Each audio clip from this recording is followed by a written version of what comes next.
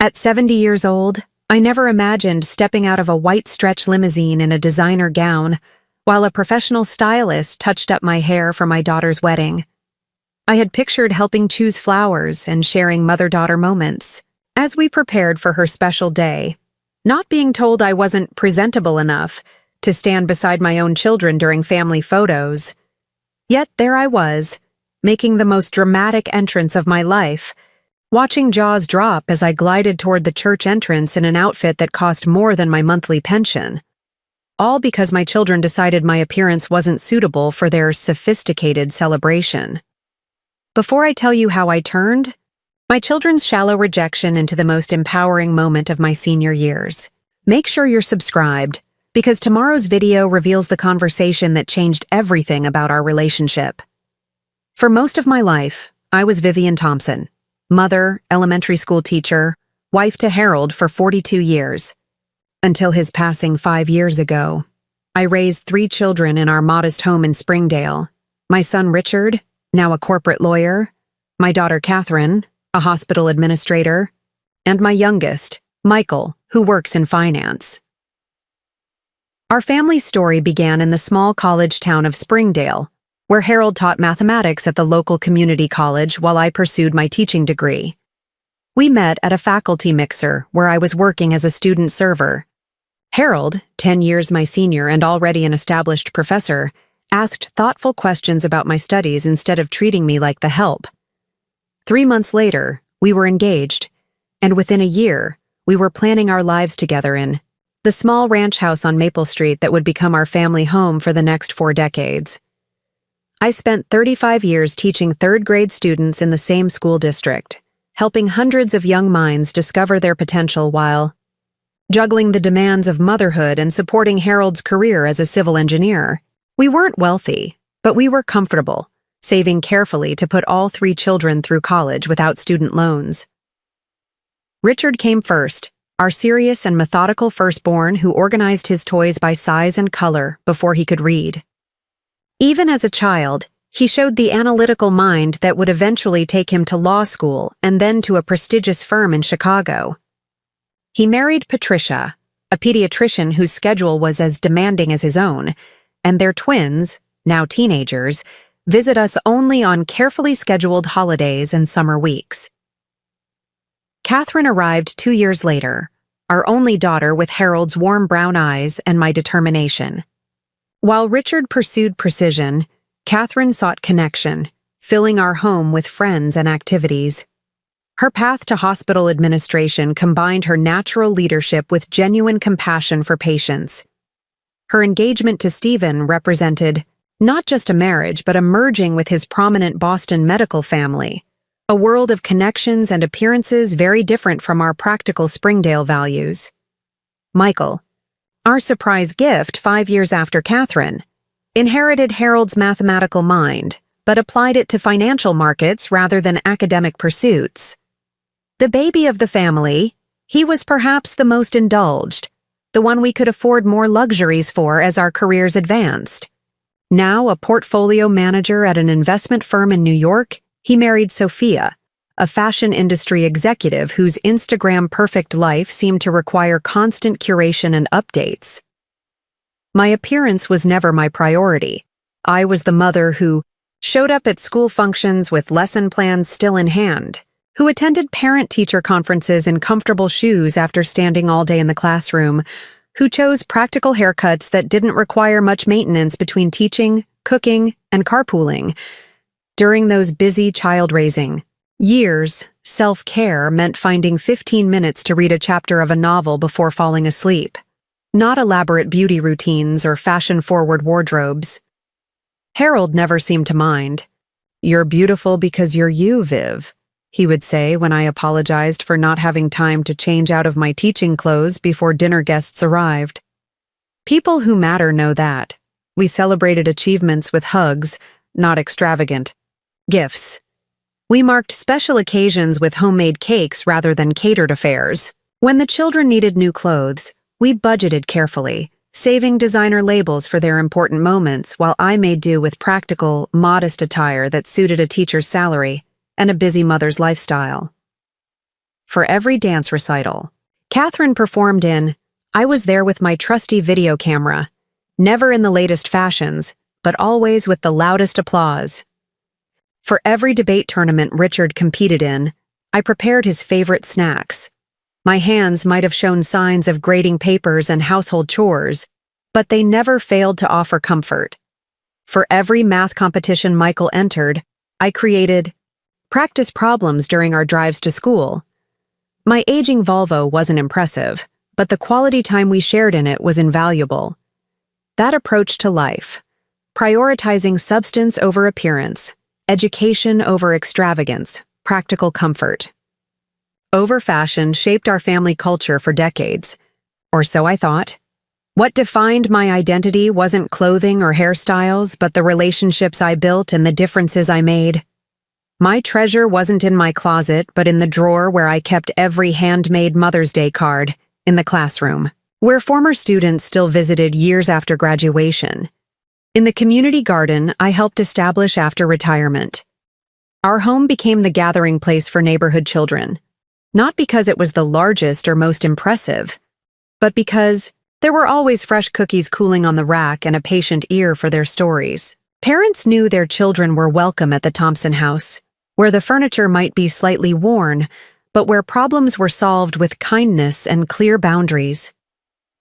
Harold and I created traditions that emphasized connection rather than consumption. Sunday dinners were sacred family time, with each child taking turns selecting the menu and helping prepare it as they grew older. Summer vacations meant camping trips and national parks rather than resorts or cruises. Christmas focused on thoughtful, often handmade gifts and charitable projects rather than expensive presents. The lessons seemed to take root. When Richard won his high school's mock trial competition, he thanked his debate partner before accepting the trophy, showing the teamwork we had emphasized.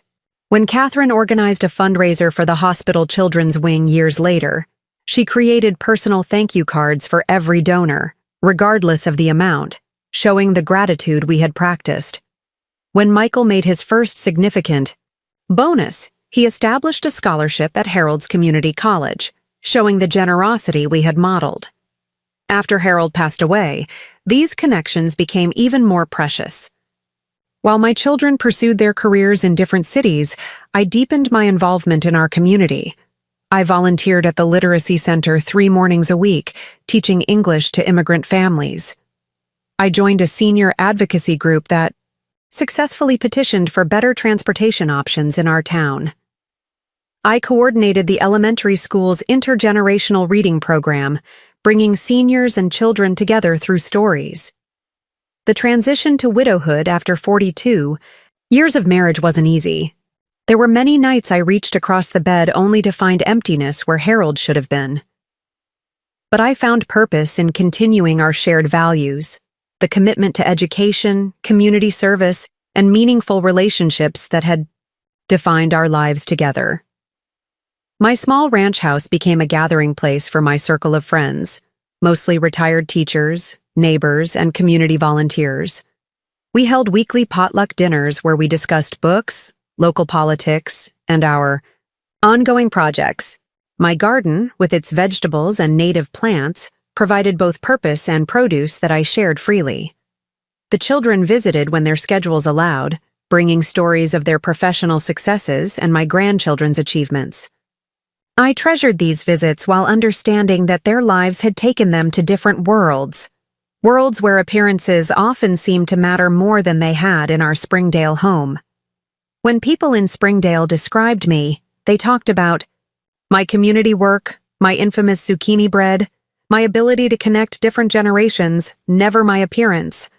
In our town of 22,000 people, being known for your contributions rather than your clothes was a point of pride, not a shortcoming. Mrs. Thompson doesn't just teach reading. One of my former students told the local newspaper when I received a Community Service Award, she teaches belonging. That description meant more to me than any fashion compliment ever could. Harold would have been proud of the life I built after his passing. He had always told our children, "The measure of a life isn't what you have, but what you give."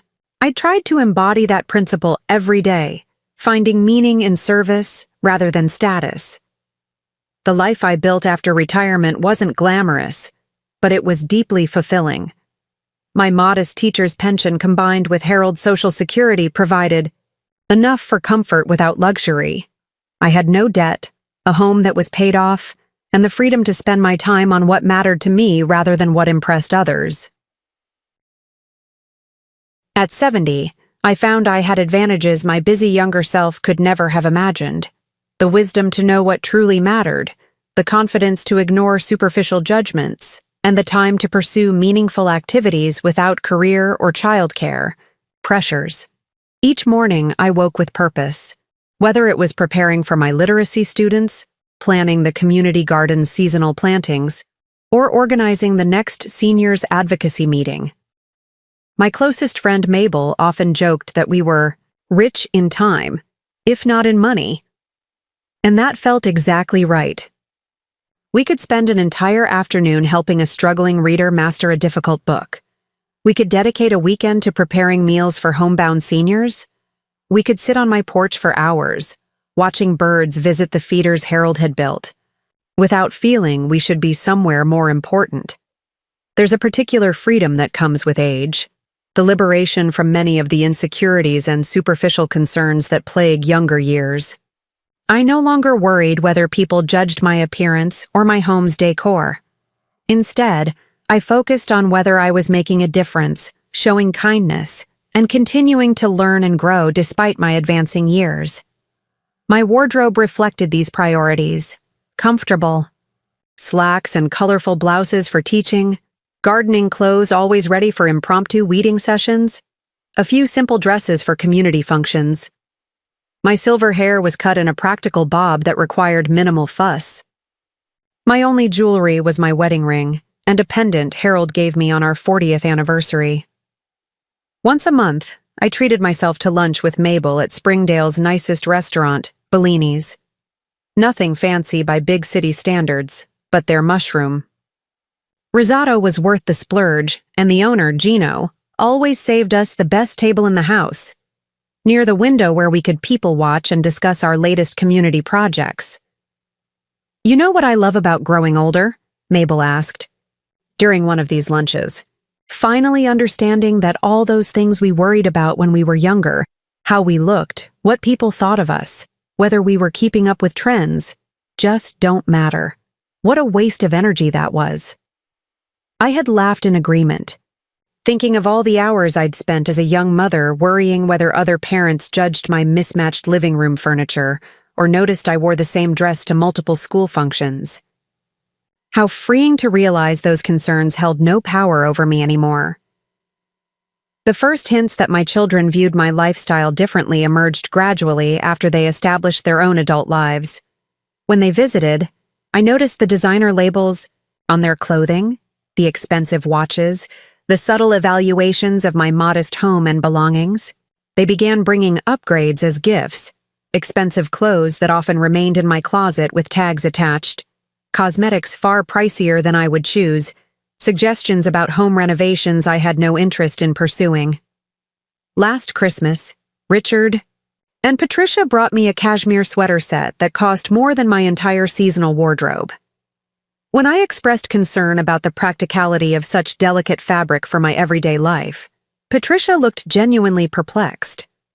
"But it would look so much nicer than those cotton tops you always wear," she said, as if appearance were the only consideration that mattered. Michael and Sophia sent a complete set of luxury skincare products with instructions for a 10-step beauty routine that would have added 40 minutes to my morning. The accompanying card read, "Time to pamper yourself, Mom?" as if slathering expensive creams on my 70-year-old skin was the self-care I most needed or wanted. Catherine's gifts were perhaps the most pointed. Fashion magazines with certain pages dog-eared to indicate styles she thought would update my look, gift certificates for hair salons in Springdale that specialized in age-defying treatments, subtle comments about how a particular color would brighten my complexion, or how different glasses frames would look more current. "Mom, you should treat yourself more. Catherine would say when I thanked her for gifts I knew I wouldn't use. You deserve nice things after all you've done for everyone else. The senior center has a great class on updating your look, Richard mentioned during one visit, eyeing my comfortable sweater with poorly disguised concern. One of my clients' mothers took it, and everyone says she looks 10 years younger. Have you thought about letting your hair grow out a bit? Michael suggested, while showing me photos of their recent vacation. Sophia's stylist says shorter cuts actually emphasize age rather than disguising it. These comments came with genuine smiles and were wrapped in apparent concern for my well-being, but they carried an underlying message. The way I presented myself wasn't quite good enough for their evolving standards. I didn't confront them directly about these subtle criticisms. Perhaps I should have, but they seemed genuinely convinced they were helping, and I didn't want to seem ungrateful or defensive. Instead, I thanked them politely for their suggestions while continuing to live according to my own priorities and preferences. Your children are just trying to help you look your best, my sister Margaret suggested when I mentioned the pattern during one of our weekly phone calls. That's not such a bad thing, is it? But my best, according to whose standards? I asked. I'm comfortable with how I look. It's practical for my lifestyle and authentic to who I am. Why should I suddenly start caring about designer labels or anti-aging treatments at 70? Margaret, who had always been more appearance-conscious than me, sighed. Sometimes it's just easier to go along with it, Vivian. Is it really worth creating tension over a haircut or some new clothes? Perhaps she was right. Perhaps I was being unnecessarily stubborn about something that mattered to my children for reasons I didn't fully understand. But each suggestion, each gift, each subtle criticism felt like an erosion of something essential: recognition of my autonomy, respect for my priorities, appreciation for the values I had tried to instill. I couldn't articulate exactly why it bothered me so much until one evening when I was sorting through old photographs for a community history project. I found a picture of my mother in her garden at roughly the age I was now. Silver hair cut in a practical style similar to mine, hands dirty from working the soil, face creased with laugh lines and story lines, wearing a simple blouse and slacks that allowed her to move freely. Looking at that image, I felt a surge of emotion. My mother had been beautiful to me, not because she conformed to any fashion standard, but because her appearance reflected her authentic self. Her capable hands had created countless meals and crafts. Her smile lines evidenced a life of genuine joy and connection. Her comfortable clothes suited a woman who valued function over form and substance over style. Was I not entitled to the same authenticity in my 70s that she had claimed? Was there something wrong with wanting to be valued for who I was, rather than how closely I conformed to some external standard of presentability? That photograph of my mother became a touchstone, a reminder that I came from a lineage of women who defined themselves by their contributions and character, rather than their appearance. It gave me the clarity to recognize what felt so wrong about my children's increasing focus on how I looked. It contradicted the very values I thought we had shared. The real shift came 8 months ago when Catherine called to tell me she was engaged to Stephen, an orthopedic surgeon she'd been dating for 2 years. I was thrilled for her and immediately offered to help with planning, envisioning mother-daughter shopping trips for her dress and opportunities to share wedding wisdom from my own experience. "That's so sweet, Mom," she said with a hesitation. In her voice I recognized from childhood the tone that preceded disappointment. "But Stephen's mother is really connected in Boston. She knows all the top vendors and has a friend who's a professional wedding planner. We're going for something quite elevated." "Elevated," I repeated, not quite understanding the implication. "It's going to be in all the society pages," Catherine explained with barely contained excitement. "Stephen's family knows everyone who matters in Boston. The governor might even attend. It's being held at the Westford Hotel with a 7-course dinner and orchestra. The planner is creating a whole aesthetic that's very sophisticated and elegant." "That sounds lovely," I said. trying to match her enthusiasm while feeling a twinge of sadness that this event would be so far removed from the values Harold and I had emphasized. I'm sure whatever you choose will be beautiful. I'd still love to help in any way I can. Of course, Mom, she assured me. We'll definitely find ways for you to be involved. But as the months passed, that involvement never materialized. Instead of helping choose flowers or address invitations, I received occasional updates about decisions already made. The flowers would be imported peonies and orchids arranged by a celebrity florist. The invitations were hand-calligraphed by an artist whose work appeared in museums. The cake would be created by a pastry chef featured on multiple cooking competitions. Assured her I understood, tamping down my disappointment. After all, this was her wedding, not mine, and I wanted her to have exactly the celebration she desired. We agreed I would come for a weekend to see the venue and meet Stephen's family, about 6 months before the wedding. When that visit happened, I packed what I considered my best outfit, a teal dress I'd worn to a community fundraiser where I'd been honored the previous year.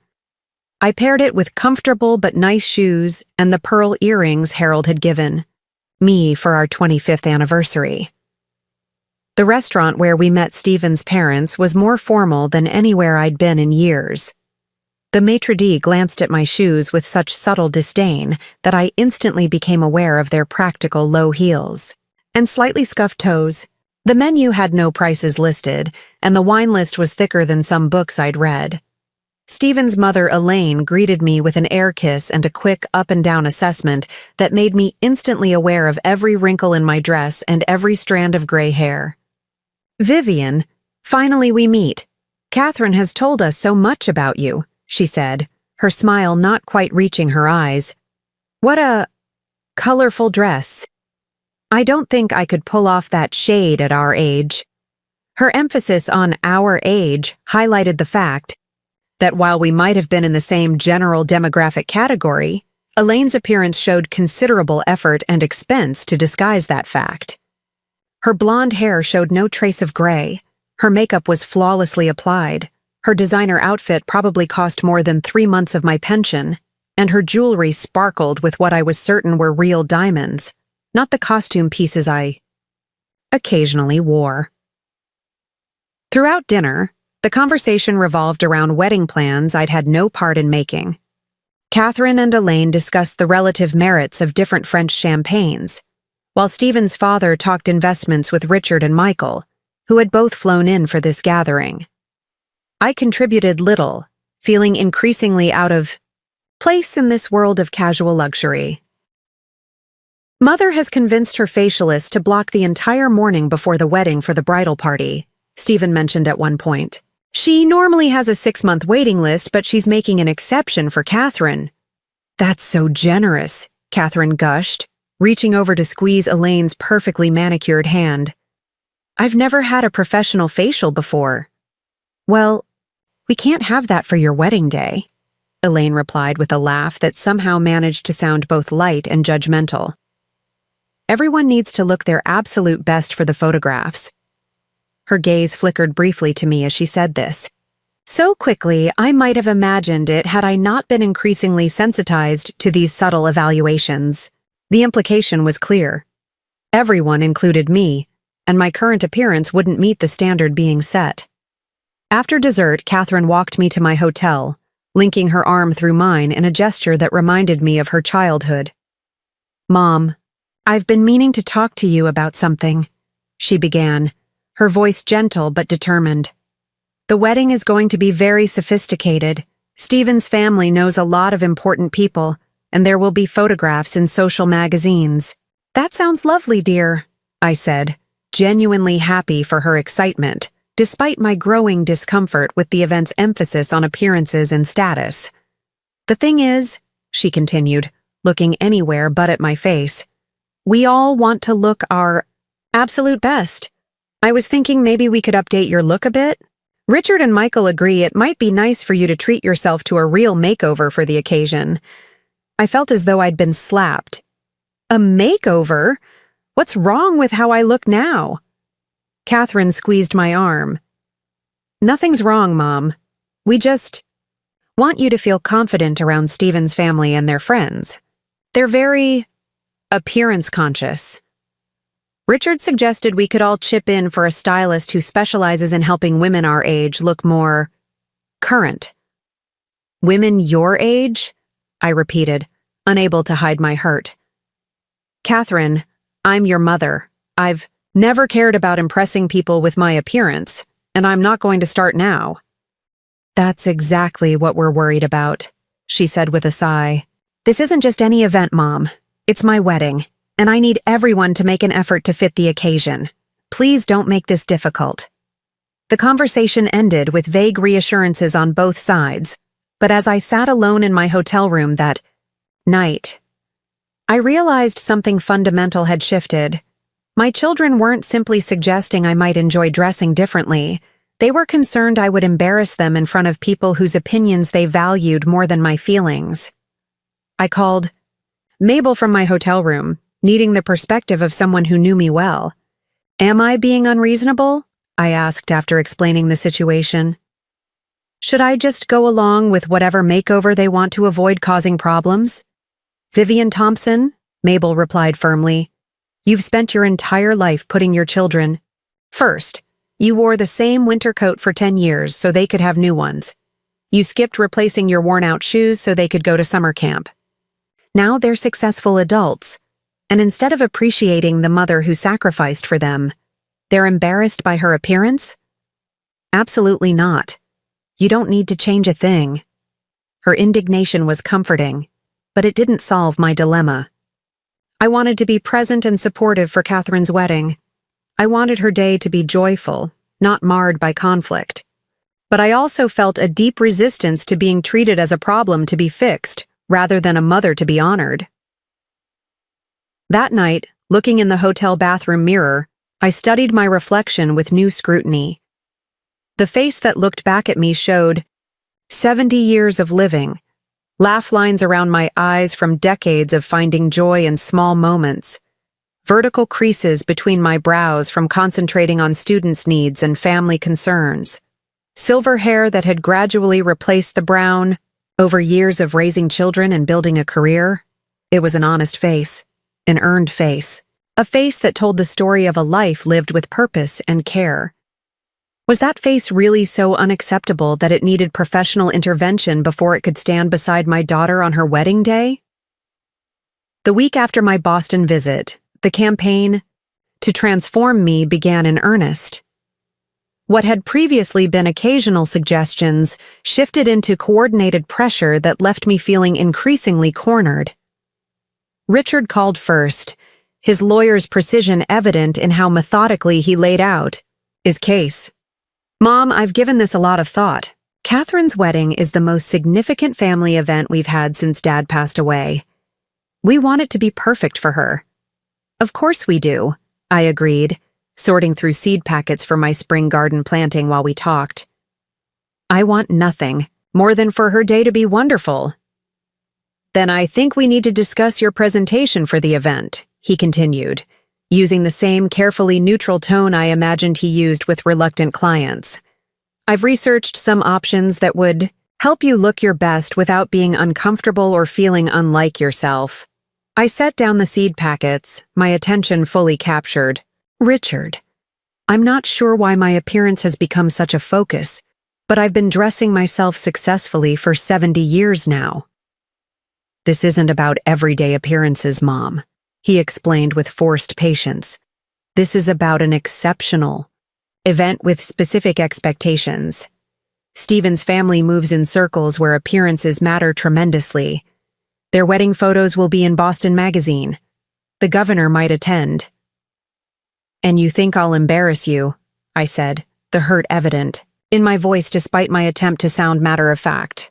That's not fair, he protested, though his hesitation told me I'd hit close to the mark. We just want everyone to feel comfortable and confident. I've found this incredible stylist who specializes in working with women in their senior years. She's transformed several of my colleagues' mothers for significant events. I've already spoken with her, and she has availability the week before the wedding. The fact that he'd arranged this consultation without even discussing it with me first stung deeply. "You've talked to this person about me, without my permission?" "Mom, please don't make this difficult," Richard sighed. "It's a generous gift from all three of us. Catherine is really stressed about the wedding, and this is one way we can ensure everything goes smoothly." After Richard's call came Michael's contribution to what I was beginning to recognize as a coordinated effort. While his older brother had taken the logical approach, Michael focused on financial aspects, always his area of expertise.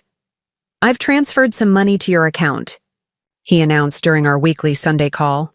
"It's earmarked for wedding preparation, a new outfit, professional hair and makeup, whatever you need to feel confident at Catherine's wedding."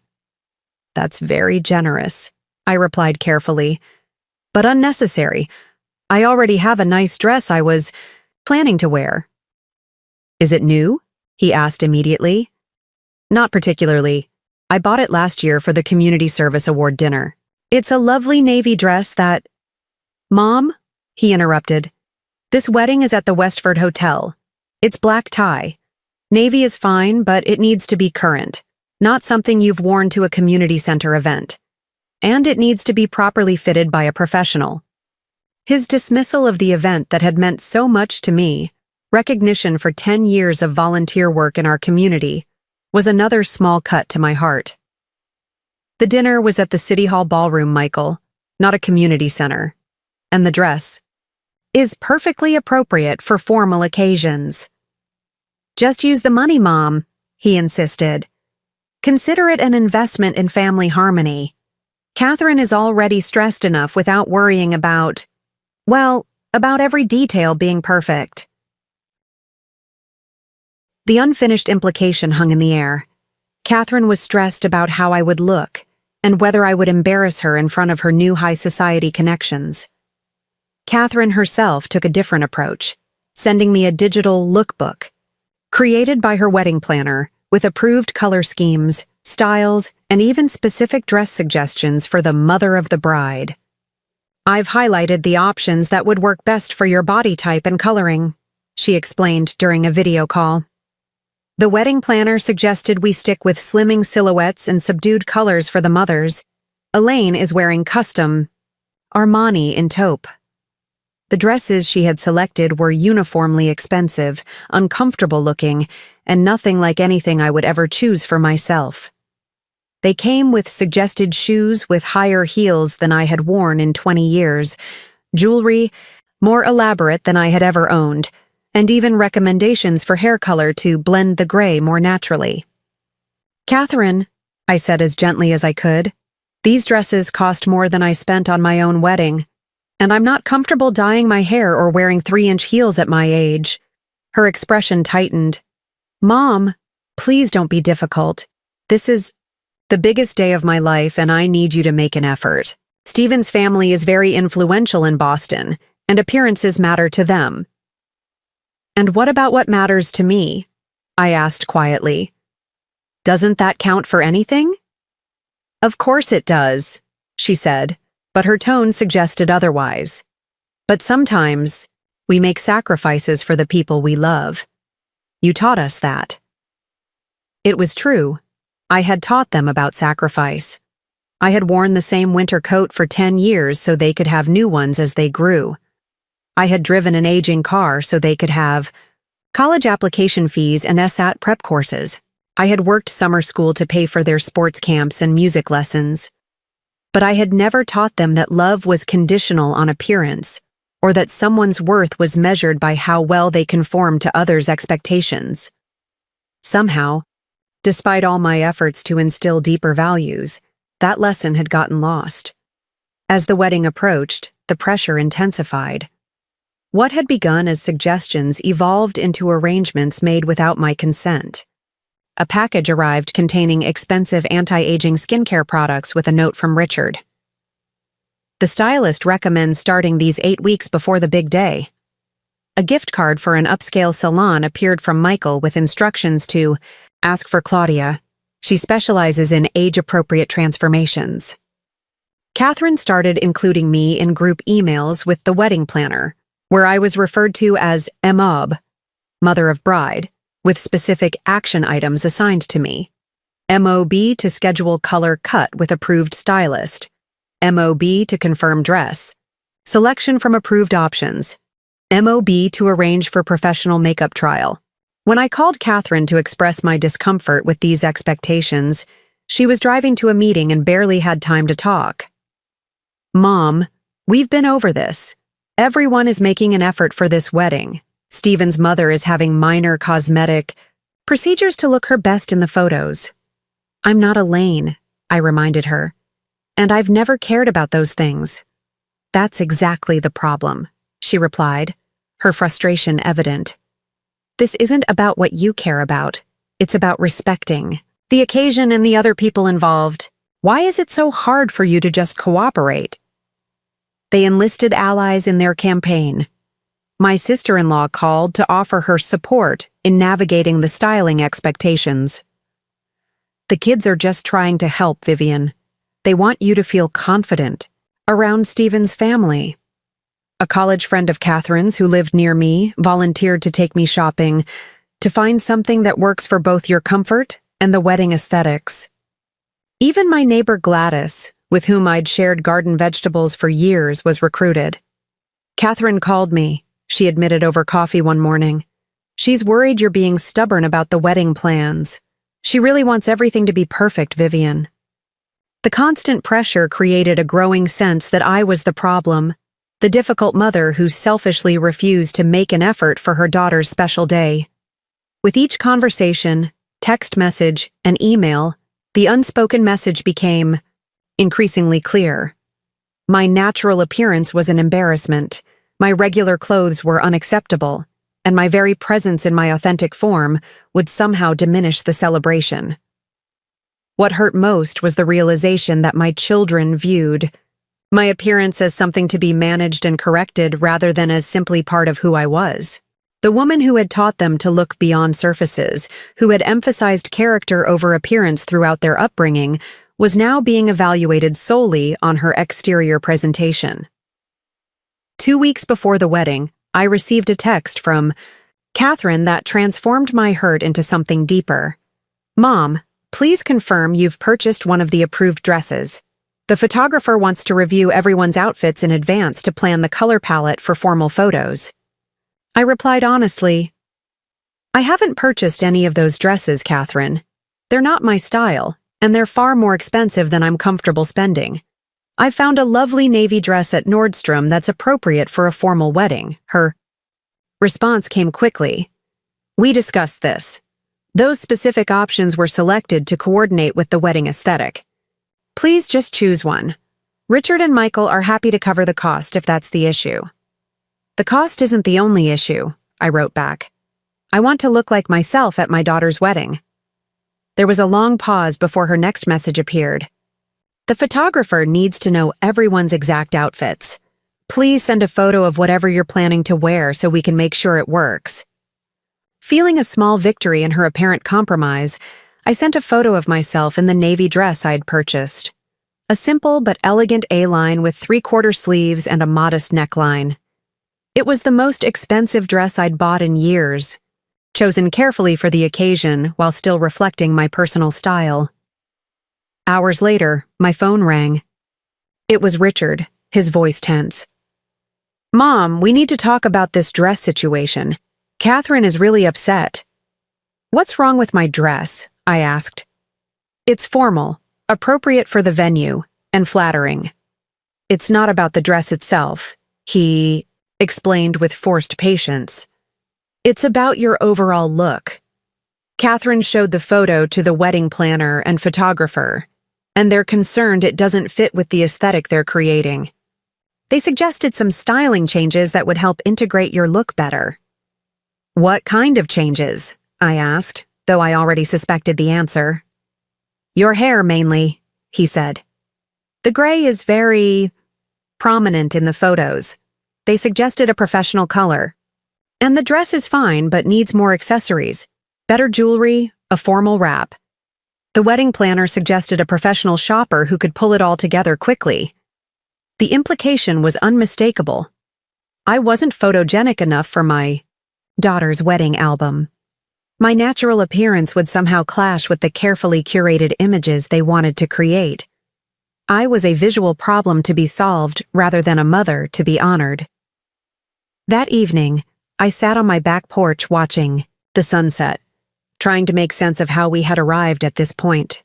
The garden Harold and I had lovingly tended for decades offered no answers, but its familiar contours provided comfort. The rose bushes needed pruning, another task on my endless list, but their imperfect blooms were beautiful in the fading light, their scent sweetening the evening air. I thought about my mother, who had taught me that true beauty came from kindness, purpose, and authenticity. I thought about Harold, who had loved me through decades of changes, pregnancy, middle age, the natural evolution of a body that had borne children and worked hard and lived fully. Neither of them had ever suggested I needed enhancement or correction to be worthy of standing proudly beside them. In that moment of quiet reflection, I made a decision. I would not engage in further argument with my children about my appearance. I would not continue defending my right to look like myself at my daughter's wedding. But I also would not surrender my dignity or compromise my values to satisfy their sudden obsession with surface appearances. The breaking point came 3 days before the wedding. I was packing for my flight to Boston the next morning when my phone rang with a video call from Catherine.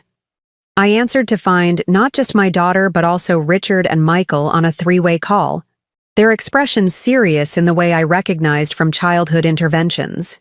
"Mom," Catherine began, her voice gentle but firm. "We need to discuss the wedding day schedule. There have been some adjustments." "What kind of adjustments?" I asked, already feeling defensive.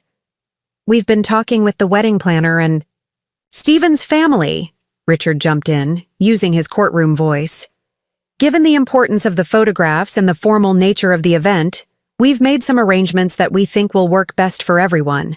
Michael added quickly, "We've hired a professional stylist who specializes in working with women of a certain age. She'll come to your hotel room the morning of the wedding with several dress options, all pre-approved by the wedding planner. She'll handle hair, makeup, everything." "And if I don't want a stranger handling me on my daughter's wedding day?" I asked, my voice tight. They exchanged glances through their separate screens. Catherine took a deep breath before delivering the blow. "Mom, this is really important to me, to all of us. If you're not willing to work with the stylist, we think it might be best if you attend as a regular guest, rather than being included in the formal family photographs and procession." The words hit me like a physical force. "Are you saying I can't stand beside you as your mother unless I change my appearance to meet your standards?" "That's not exactly what we're saying," Richard interjected quickly. "We're just trying to create a cohesive look for the formal part of the day. You'd still be acknowledged as the mother of the bride in the reception introductions." "This is about the photographs," Catherine explained, not meeting my eyes through the screen. "They're going to be in magazines, Mom. Stephen's family has a certain image to maintain. Everyone else has agreed to the styling requirements." "Everyone else isn't your mother," I said quietly. "The woman who raised you, who taught you to value people for who they are, not how they look." An uncomfortable silence followed before Michael spoke. "Mom, please don't make this difficult. It's one day. A few hours of professional styling isn't such a big sacrifice for Catherine's happiness."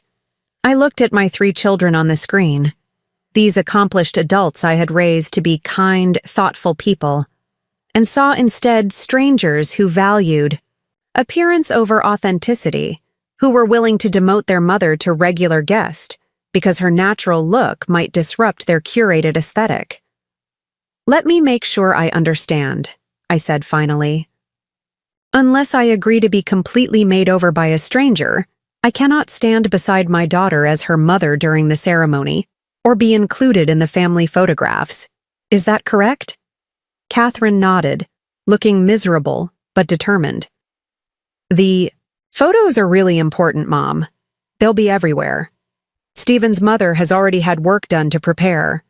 His sister hired a personal trainer for 6 months to get ready. Everyone is making an effort. In that moment, something broke and reformed within me. The hurt transformed into a clarity I hadn't felt in years.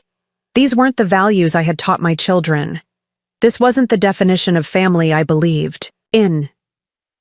And if appearance was the price of admission to fully participate in my daughter's wedding, then perhaps it was time I took their superficial concerns to their logical conclusion.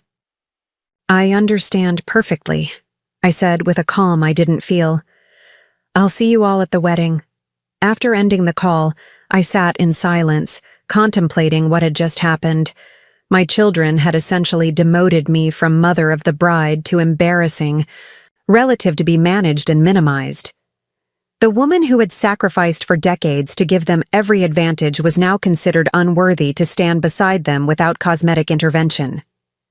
That night, I called my oldest friend Mabel and told her everything. Instead of the sympathy I expected, she laughed, a genuine, liberating laugh that momentarily startled me. "Vivian Thompson," she said when she could speak again, "if they want appearance over substance, why not give them exactly what they're asking for? But on your terms, not theirs." "What do you mean?" I asked. "If the problem is that you don't look high status enough for Stephen's precious family photos, then show up looking more high status than any of them could imagine. Don't let them define presentable for you." As she outlined her suggestion, I felt a smile spreading across my face. For the first time in weeks, if my children wanted a mother who prioritized appearance, perhaps it was time they met one, just not in the way they anticipated. The morning after that devastating call, I woke with a clarity and determination that surprised me. For months, I had been on the defensive, trying to protect my dignity while accommodating my children's increasingly unreasonable demands. That approach had failed completely, culminating in their decision to essentially demote me from my role as mother unless I agreed to be visually transformed. It was time for a different strategy entirely. I called Mabel, who arrived an hour later, with coffee and croissants. "Let's plan Operation Transformation," she announced, as she spread napkins on my kitchen table. But not the one they're expecting. As a retired teacher, planning had always been my strength. Now I applied those skills to a very different kind of lesson plan. "If they want someone who prioritizes appearances," I explained to Mabel, "then I'll give them exactly that, just taken to its logical conclusion. They think I don't understand their sophisticated world? Let's see how they handle it when I out-sophisticate them all." The plan we developed was both simple and audacious. Instead of working with Catherine's approved stylist or selecting from the prescribed mother of the bride options, I would create an entrance and appearance so impeccably high status that it would make their concerns about my presentability seem absurd. The key, Mabel pointed out, is that you can't look like you're trying to compete with the bride or upstage anyone. You need to look elegant, age-appropriate, and absolutely confident, like someone who belongs in any sophisticated setting because she's secure in her own worth. This would require resources beyond my normal budget, but I had something my children didn't know about: a special savings account Harold and I had established years ago for extraordinary life events. We had imagined perhaps a grand anniversary, celebration, or dream vacation in our retirement. Harold had never had the chance to use his share. Using some of it now to teach our children a valuable lesson about respect and authenticity seemed fitting. The first call I made was to Diane Ellsworth, a former student who had become a personal stylist for several prominent politicians in our state capital.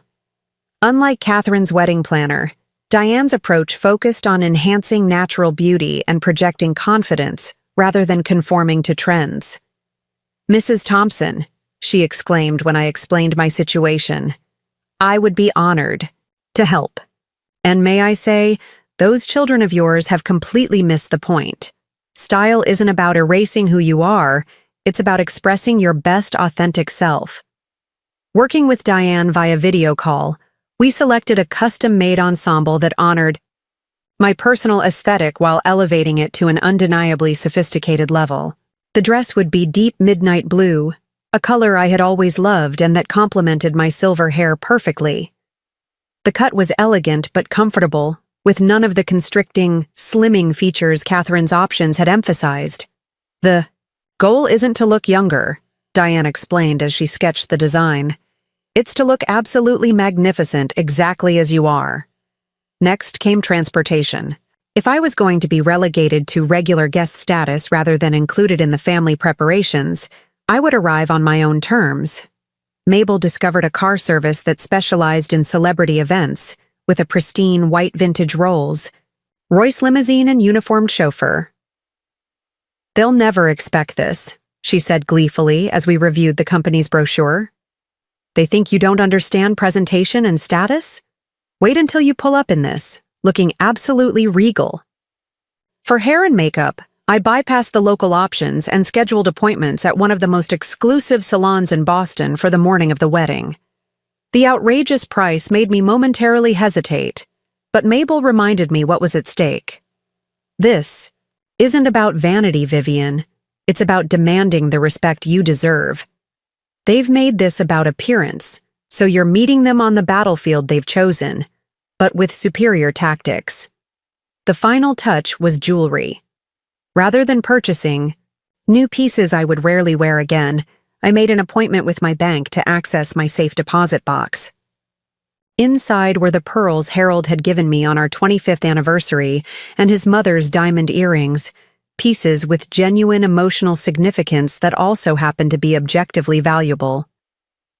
As our planning progressed, I felt a mixture of emotions, sadness, that this conflict with my children had escalated to such a point, determination to stand up for my dignity, and a surprising excitement about the statement I was preparing to make. This wasn't about vanity or pettiness. It was about demonstrating to my children that I understood exactly what they valued in this situation: appearance, status, sophisticated presentation, but that I refused to allow them to define my worth based on those standards.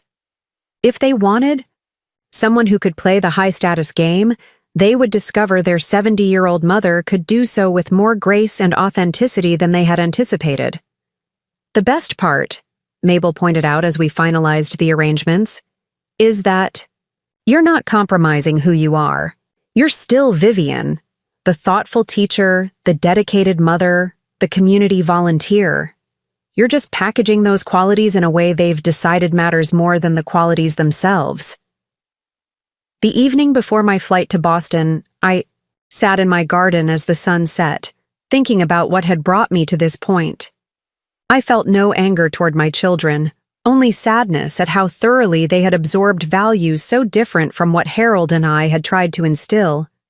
Their world of status and appearances had become so all-encompassing that they had lost sight of more fundamental truths about love, respect, and family. Perhaps this dramatic gesture would be enough to remind them of those deeper values.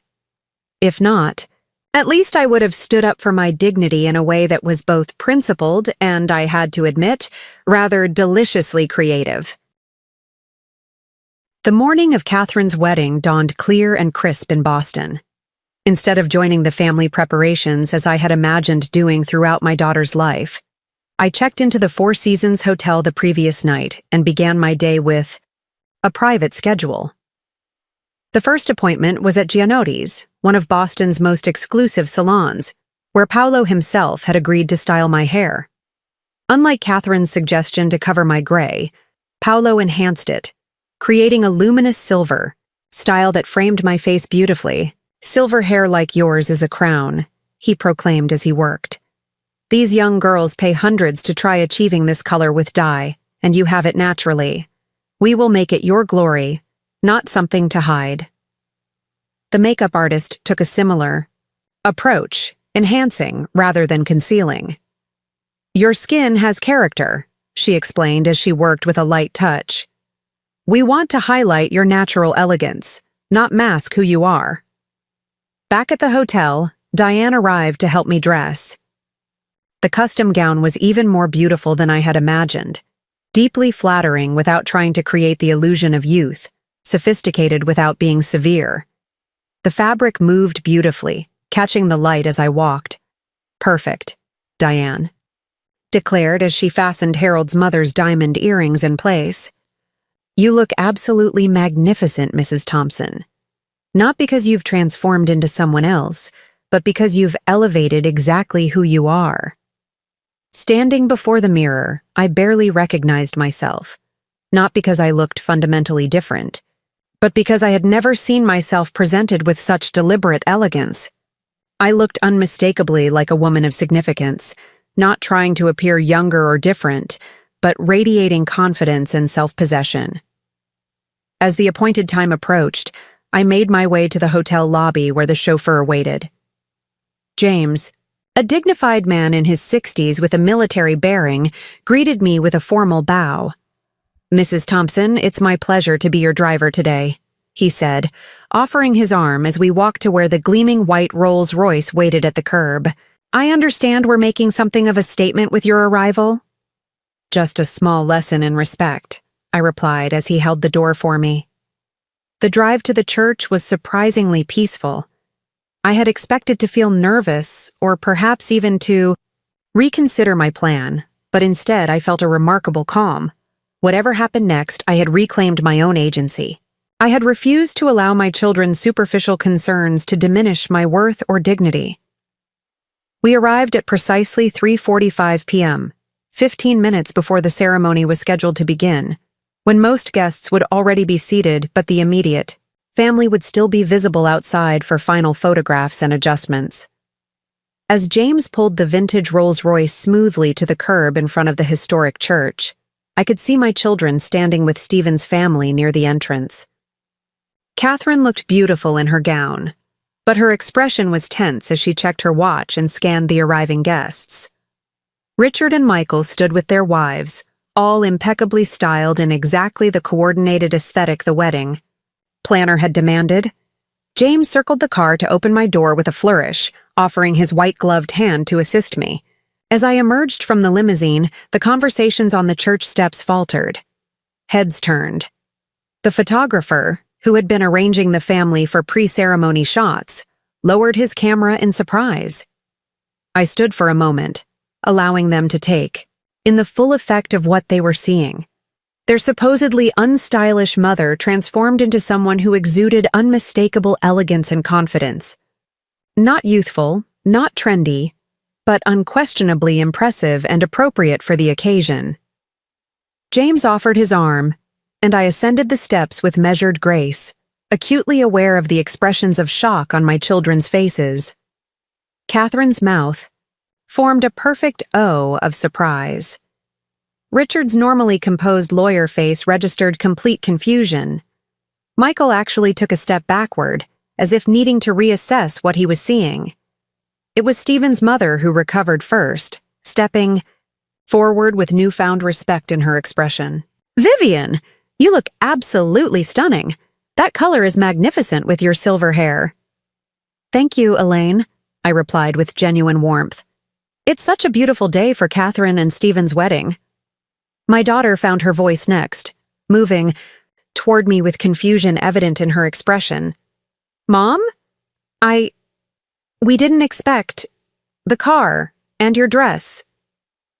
I understood that appearance was paramount for today's event, I said quietly, so only our immediate circle could hear.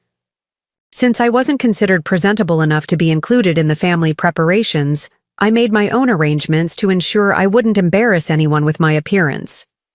The photographer, sensing a professional opportunity, stepped forward. "Mrs. Thompson, you look incredible. Would you mind if we included you in a few of the family photos after all? That blue would create a wonderful contrast with the bridal party colors." Before Catherine could respond, I smiled graciously. "Thank you, but I understand my role today is as a regular guest, not as part of the formal family presentation. I certainly wouldn't want to disrupt the carefully planned aesthetic at this late stage." The stunned silence that followed was broken by Richard, always the quickest to adapt to unexpected situations. Mom, that was never… We didn't mean… He took a breath, visibly regrouping. You look absolutely beautiful. Of course you should be in the family photos. You're Catherine's mother. The mother who wasn't presentable enough yesterday is suddenly acceptable today? I asked, keeping my voice gentle despite the pointed question. What changed, I wonder? Catherine's eyes filled with tears as the impact of their actions finally registered. Mom, I'm so sorry. We were wrong, completely wrong. Please be part of the photos. Please stand with me. In that moment, seeing my daughter's genuine remorse, I let go of any desire for further demonstration. This wasn't about winning or embarrassing my children. It was about restoring respect to our relationship and reminding them of the values that truly mattered. Of course I will, sweetheart, I said, squeezing her hand. It's your wedding day. The photographer seamlessly integrated me into the formal photographs, with several guests commenting on the striking elegance of the mother of the bride. Stephen's family members, who had been positioned as the arbiters of sophistication, treated me with newfound deference. The wedding planner, who had relegated me to regular guest status just days earlier, suddenly found numerous ways to highlight my role during the reception introductions. But the most meaningful moment came just before Catherine walked down the aisle, when she took my hands in the small antechamber where we waited for the music to begin. Mom, she whispered, her eyes still showing traces of remorse.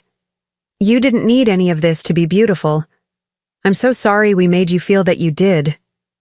I know, sweetheart, I replied, straightening her veil. But sometimes we need dramatic demonstrations to recognize what's been in front of us all along.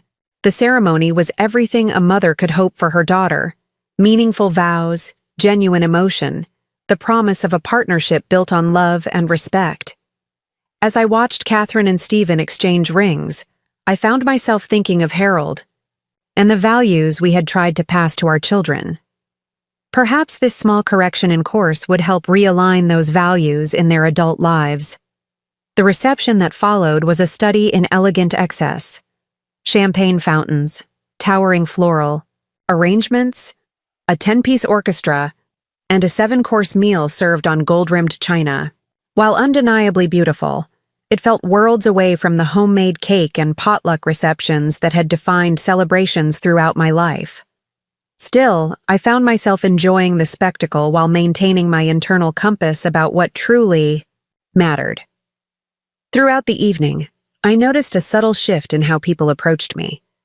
Guests who might have overlooked me in my navy dress now engaged me in conversation, asking about my background and interests. Several of Stephen's family friends commented on my remarkable elegance and natural sophistication.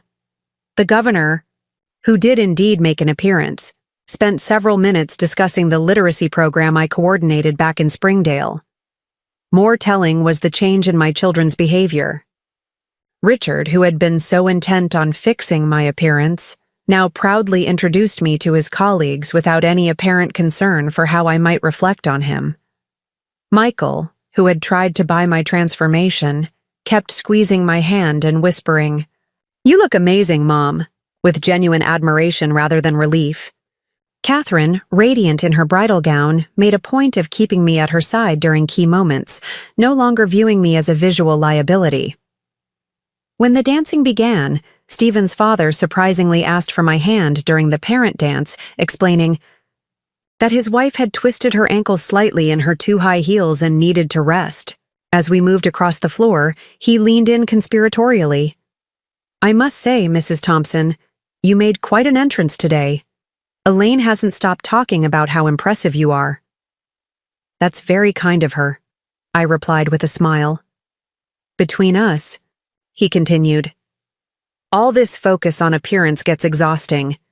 Elaine spent 6 months preparing for today. Special diets, treatments, even some minor work, as she calls it. And for what? So people will take flattering photos? I sometimes wonder, what happened to simply celebrating a marriage?" His candor surprised me, revealing cracks in the perfect facade I had assumed Stephen's family maintained effortlessly. Perhaps they too felt pressure to conform to expectations that didn't align with their deeper values. In my experience, I offered. The most meaningful celebrations focus more on connection than presentation. But today is certainly beautiful, and I'm grateful our families are joining together. He nodded thoughtfully. Stephen talks about the values Catherine brings to their relationship, her commitment to service, her genuine care for patients, her authenticity. Now I see where she learned those qualities. As the evening progressed, I found moments to connect with each of my children individually.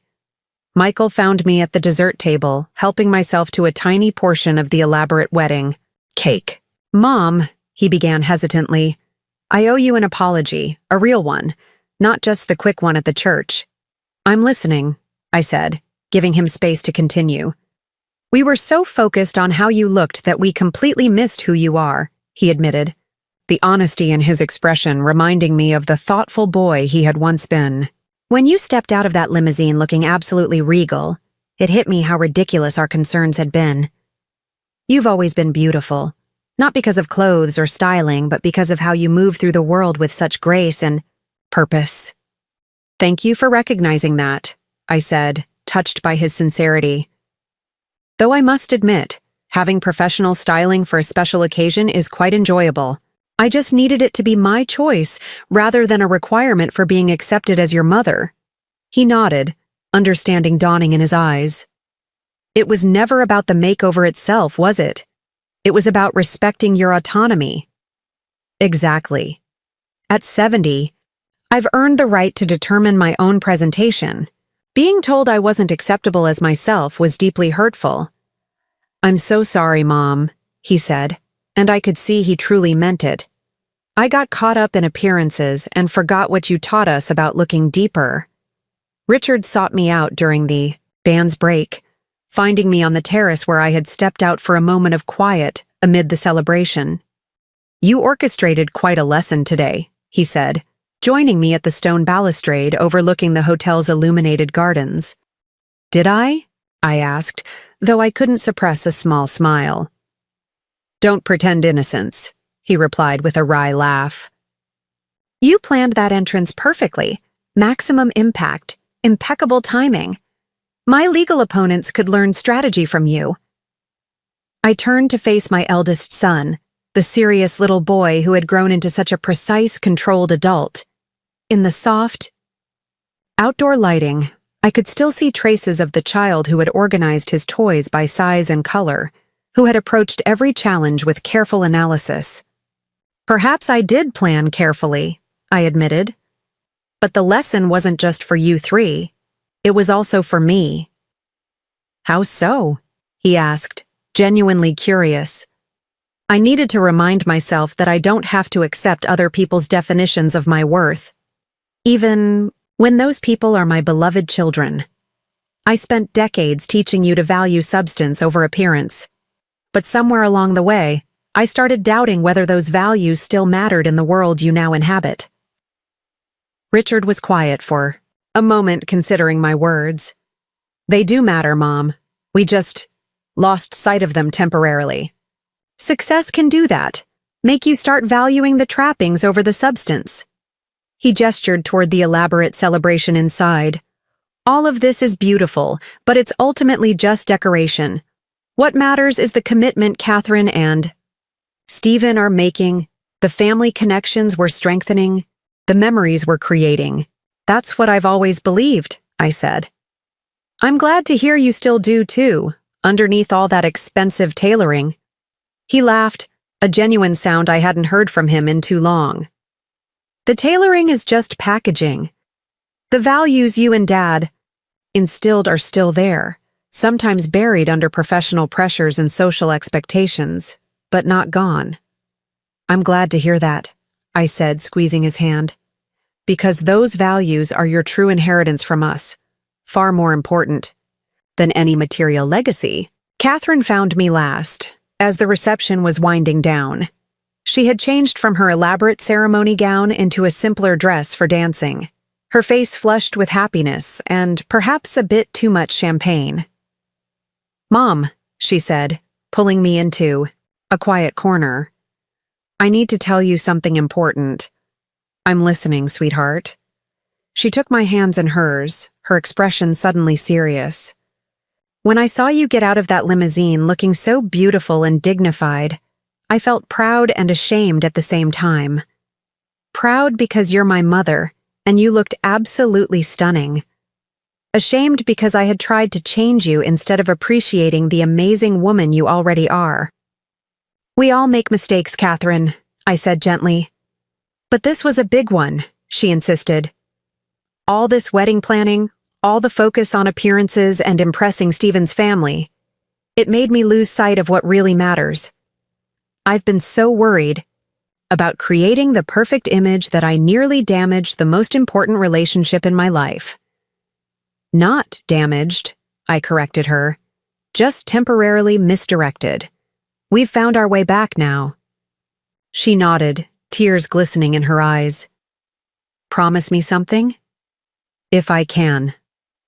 Promise you'll always call me out when I'm being shallow or superficial. Don't let me forget the values you and Dad taught us, the ones that matter so much more than how things look on the surface." I pulled her into an embrace, careful not to wrinkle her dress. "I promise. But I think you've just shown that you remember those values perfectly well on your own." The remainder of the evening passed in a blur of dance music, happy conversations, and the warm glow of reconciliation. When it was time to leave, James and the white Rolls-Royce were waiting at the entrance, causing another small stir among the departing guests. "Your chariot awaits, Mrs. Thompson," he said with a formal bow that made several onlookers smile appreciatively. My children walked me to the car, their spouses hanging back to give us a private moment. "Mom, this wasn't just about style, was it?" Michael asked. "This was a masterclass in standing up for yourself without burning bridges." "I prefer to think of it as a refresher course in values," I replied. "Sometimes the most important lessons need dramatic illustrations to be truly remembered." "We won't forget again," Richard promised. "And just so you know, we're all coming to visit next month. No fancy clothes, no styling suggestions, just family time like we used to have." "I'd like that," I said, genuinely pleased at the prospect. "The garden will be in full bloom by then. I could use some help with the heavier work that I've been putting off." Catherine laughed. "From designer gowns back to gardening gloves. That's my mom." "Both can be part of who I am," I pointed out. The mistake was thinking one had to replace the other. James held the car door as I prepared to depart. My children hugged me with a warmth and respect that felt both familiar and newly strengthened. As the limousine pulled away, I watched them standing together in the hotel's entrance, waving, 3 successful adults who had momentarily lost their way, but found it again through an unexpected lesson. Back at the Four Seasons, I carefully removed the elegant dress, wiped away the professional makeup, and changed into my comfortable pajamas. The woman in the mirror looked like my familiar self again, silver hair slightly mussed, laugh lines visible around my eyes. The simple pendant Harold had given me returned to its place around my neck. Yet something had shifted. The confidence I had felt in the custom gown hadn't disappeared with the fancy trappings. It remained as an inner certainty that my worth wasn't defined by others' standards, not even those of my beloved children. I called Mabel before going to sleep, knowing she would be waiting anxiously for the full report. "It worked perfectly," I told her. "You should have seen their faces when I stepped out of that limousine. I thought Richard might actually faint." Her delighted laugh warmed me through the phone line. "Tell me everything. Don't leave out a single detail." As I recounted the day's events, I found myself focusing less on the dramatic entrance and more on the meaningful conversations that followed. I think they really understood Mabel. Not just that they hurt me, but why it mattered so much. Because it contradicted everything Harold and I tried to teach them about what gives a person value. "Of course they understood," she replied confidently. "They're your children, after all. They just needed a creative reminder of the lessons they already knew. A very expensive reminder, I noted with a chuckle. I've never spent so much on a single outfit in my life. Consider it an investment in family values, Mabel suggested. Besides, you looked magnificent, worth every penny just for the photographs you'll have of this day. After we said goodnight, I stood at the hotel window looking out at Boston's glittering skyline. So different from my quiet garden view in Springdale, yet beautiful in its own way. Perhaps that was the real lesson of the day, that different aesthetics could coexist without one negating the other, that elegance came in many forms, that true beauty emerged from authenticity rather than conformity. The next morning, I met my children for a farewell breakfast before catching my flight home. They looked tired but happy, the tension of previous weeks entirely absent from our interaction. The photographs are already coming in from the photographer, Catherine told me, showing me her phone. Look at this one of us together before the ceremony. The image showed the two of us in the antechamber, my hands adjusting her veil, both of us with expressions of tender understanding that transcended the elegant surroundings and formal attire. That's a beautiful moment, I said, genuinely touched by the photograph. It's my favorite so far, she admitted. Not because of how we look, but because of what it shows about us. That connection that's always been there, even when we temporarily lost sight of it. I'm having it framed for my office, she added, to remind me every day of what really matters. Richard cleared his throat, clearly emotional, but trying to maintain his usual composure. We've been talking, Mom, about the pressure we put on you and what it says about our priorities. It's not just about the wedding, Michael continued. It's about how we've been interacting with you for years now, bringing you gifts you didn't want, suggesting changes you never asked for, gradually trying to reshape you to fit our current social circles without even realizing what we were doing. We've been successful in our careers, Richard acknowledged. But somewhere along the way, we started measuring everything, including our own mother, by these artificial standards of status and presentation. When you showed up looking like absolute royalty, it was like holding up a mirror to our own superficiality, Catherine said. You beat us at our own game while simultaneously showing how meaningless that game really is. I reached across the table to take their hands. You haven't failed as children, and I haven't failed as a mother. We just needed to realign. Success changes people. It opens doors to new worlds with different values and expectations. The trick is remembering which values are worth preserving, and which are merely temporary fashions. How did you get so wise? Michael asked with a small smile. 70 years of living, I replied simply. It's amazing what you learn when you stop worrying about impressing others and focus instead on living authentically.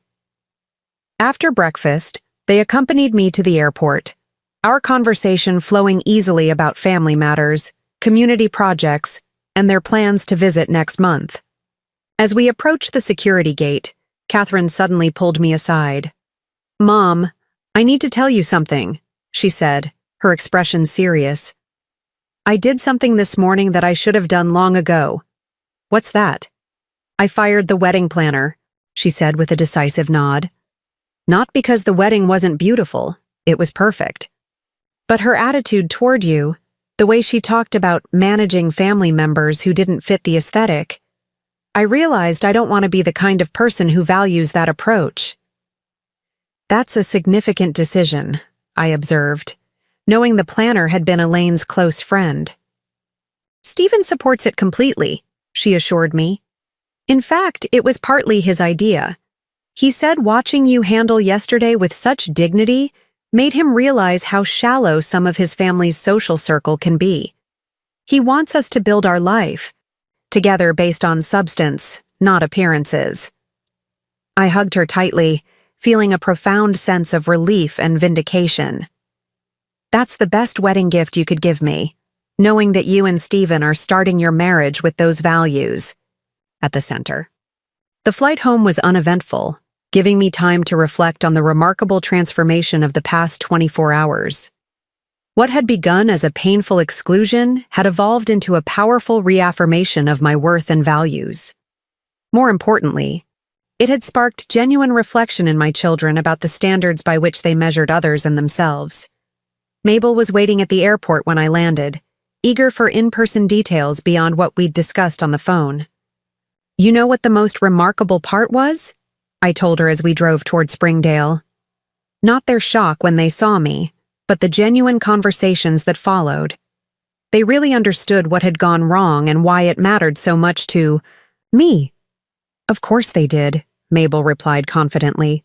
"They're your children. You raised them with those values so deeply ingrained that even years of success and status couldn't fully erase them. They just needed a dramatic reminder."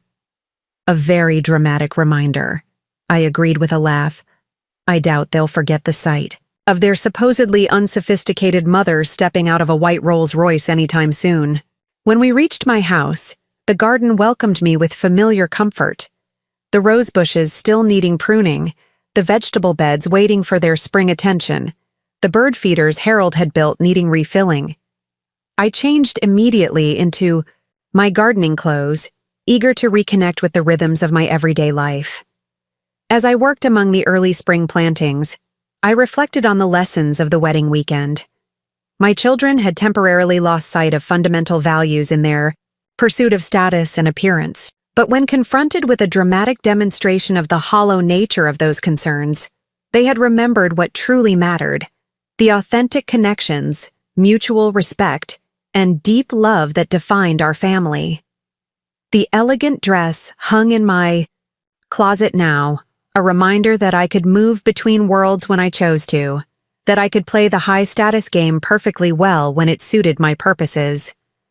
But my everyday clothes, practical and comfortable for a life of meaningful activity, remained my true preference, not because I couldn't present myself otherwise, but because I chose authenticity over impression, substance over surface. 2 days later, a large package arrived from Boston. Inside was a beautifully framed photograph, not one of the formal wedding portraits, but a candid shot captured by the photographer's assistant. It showed me emerging from the white limousine, my silver hair gleaming in the afternoon sun, the midnight blue dress catching the light as I stood poised on the first step of the church entrance. My expression was one of serene confidence and dignified self-possession. The note accompanying it read, "Mom, this moment captured everything we needed to learn. You showed us that true elegance comes from authenticity and self-respect, not from following someone else's standards. We framed this for you not because of how magnificent you look, though you absolutely do, but because of what this moment represents, your courage to stand up for your dignity in the most graceful way possible.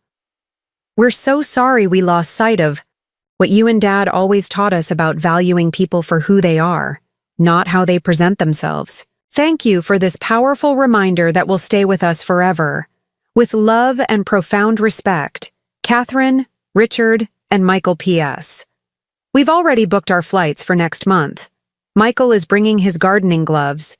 Richard has researched rose pruning techniques, and I've got seedlings started for your vegetable garden. No stylists, no designer clothes, just family being family."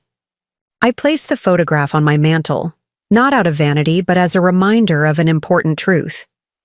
At 70 years old, I had finally and fully claimed the right to define myself on my own terms, not through rejection of others' values, but through the confident embrace of my own. The elegant woman in the midnight blue dress and the practical gardener in soil-stained jeans were the same person, a person deserving of respect in either presentation. The limousine entrance had been dramatic, perhaps even a bit theatrical, but sometimes dramatic measures were necessary to make profound points. My children had temporarily forgotten that appearances were merely packaging, not substance. By beating them at their own game, I had reminded them of this essential truth. As I returned to my garden that afternoon, hands in the soil and silver hair catching the spring sunlight, I felt a deep contentment. The wedding drama had been resolved, in the most meaningful way possible, not just with superficial apologies, but with genuine recognition of the values that truly mattered. Harold would have been proud. Not of the expensive dress or the grand entrance, but of how I had stood up for the principles we had shared throughout our marriage. The measure of a life isn't what you have, but what you give, he had always told our children. Through this unexpected late-life lesson, I had given them a powerful reminder of that enduring truth. Mabel called that evening to check on me. "So, how does it feel to be back to normal after your Princess Day?" she asked. I considered the question carefully. "It feels right," I said finally. The fancy dress and dramatic entrance served their purpose. But this, my garden, my community work, my authentic self, this is where I belong. Not because I can't navigate those high-status waters, but because I choose a different measure, a value. "Exactly as it should be," she agreed. "Though I must say I wouldn't mind borrowing that dress for my grandson's wedding next year. Imagine the entrance I could make." We laughed together, two silver-haired women comfortable in our earned wisdom, secure in the knowledge that our worth came from within rather than from others' assessments of our appearance. 3 days later, I returned to my volunteer work at the Literacy Center, helping new immigrants master English skills that would open doors to better opportunities. As I worked with Maria, a grandmother from El Salvador who was determined to read stories to her American-born grandchildren, I felt the familiar satisfaction of making a meaningful difference. "Teacher," she said in carefully practiced English, "you look different today. More confident?" I smiled, touched by her perception. "Maybe I am, Maria. I recently learned an important lesson about standing up for myself." "Good lesson," she nodded firmly. "At our age, no time for nonsense, yes? Must be strong in here." She tapped her heart. This what matters most. Her simple wisdom perfectly captured what I had demonstrated to my children through my dramatic limousine entrance. At 70, there was indeed no time for nonsense, no room for allowing others to diminish my worth based on superficial standards. The elegantly dressed woman who had stepped from that white Rolls-Royce and the practical teacher helping immigrants learn English were the same person, a person of substance, dignity, and earned wisdom. By embracing both aspects of myself on my own terms, I had reclaimed my full identity and reminded my children of the values that truly mattered. Sometimes the most powerful lessons require the most dramatic demonstrations. And sometimes, even at 70, a mother still has important truths to teach her children, even if it takes a limousine to deliver the message. The ceremony was everything a mother could hope for her daughter. Meaningful vows, genuine emotion, the promise of a partnership built on love and respect. As I watched Catherine and Stephen exchange rings, I found myself thinking of Harold and the values we had tried to pass to our children. Perhaps this small correction in course would help realign those values in their adult lives. The reception that followed was a study in elegant excess: champagne fountains, towering floral arrangements, a 10-piece orchestra, and a 7-course meal served on gold-rimmed china.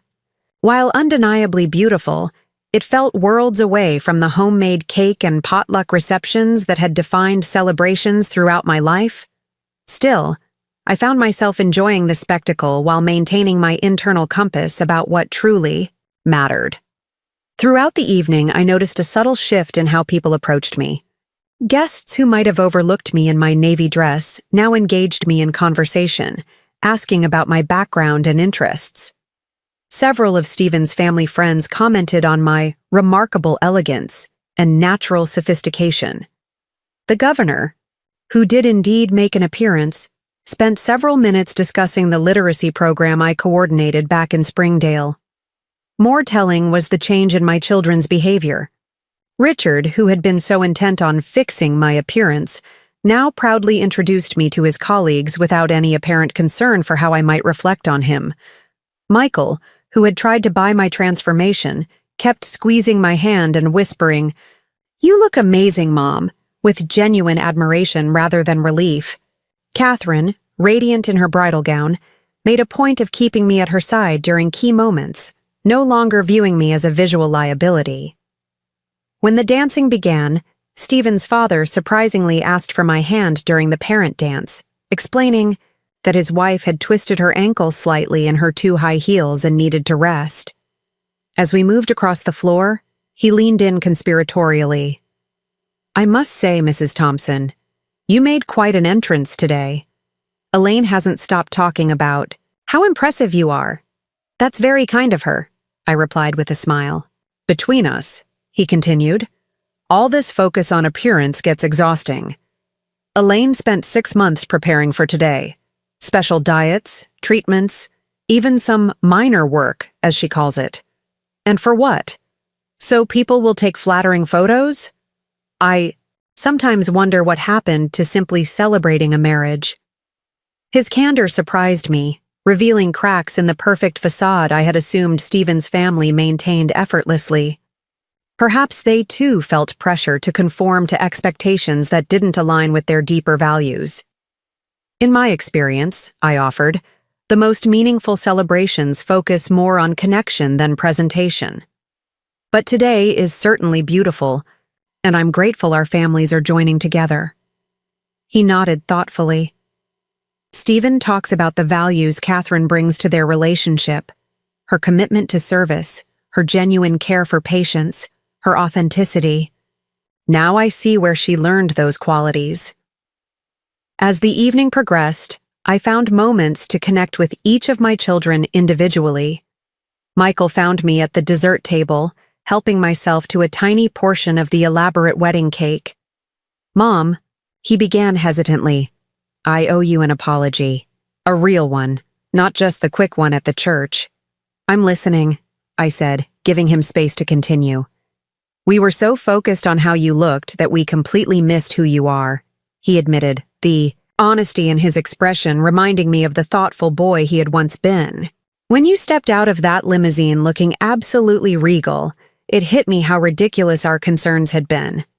You've always been beautiful, not because of clothes or styling, but because of how you move through the world with such grace and purpose."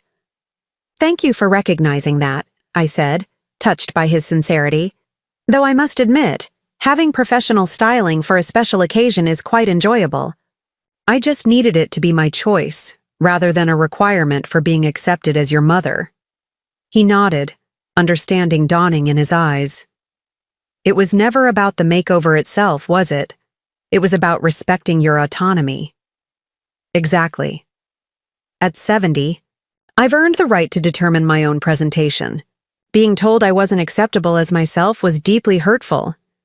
"I'm so sorry, Mom," he said, and I could see he truly meant it.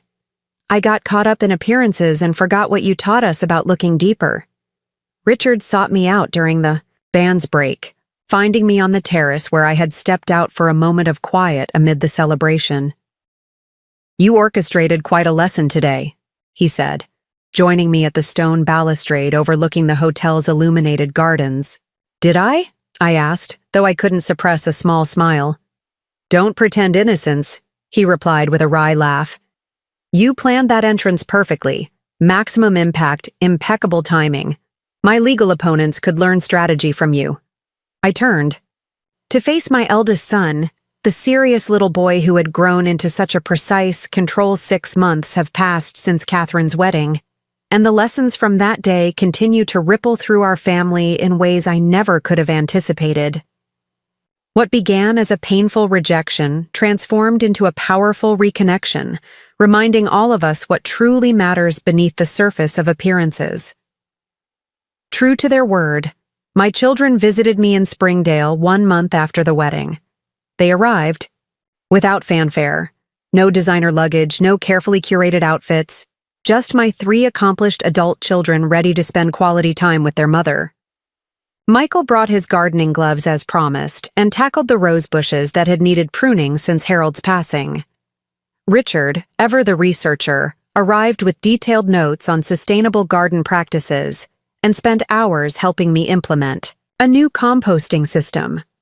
Catherine planted the seedlings she had started, getting dirt under her manicured nails without a moment's hesitation. In the evenings, we sat on my porch drinking lemonade from mismatched glasses, laughing about old family stories and sharing current challenges with a honesty that had been missing from our relationship for years. There was no talk of upgrades or improvements, to me or to my modest home. Instead, there was genuine appreciation for the comfort and authenticity of the space we shared. "I forgot how peaceful it is here," Catherine observed one evening as fireflies began appearing in the garden dusk. "Boston is always so performative. Everyone watching everyone else, judging appearances, maintaining status. This feels real in a way my daily life often doesn't." "That's why I've stayed," I explained. "It's not that I couldn't adapt to a more sophisticated environment. I think I proved that quite effectively at your wedding. It's that I actively choose this life for its substance rather than its appearance." Richard nodded thoughtfully. "The irony is that in our professional worlds, appearance often becomes confused with substance. The right clothes, the right address, the right connections, they become proxies for actual worth. We started believing our own illusion. And then tried to impose it on you," Michael added, the remorse still evident in his voice. "We mistook your choice for inability, your authenticity for naivete." "It's a common error," I assured them, "especially when success comes rapidly.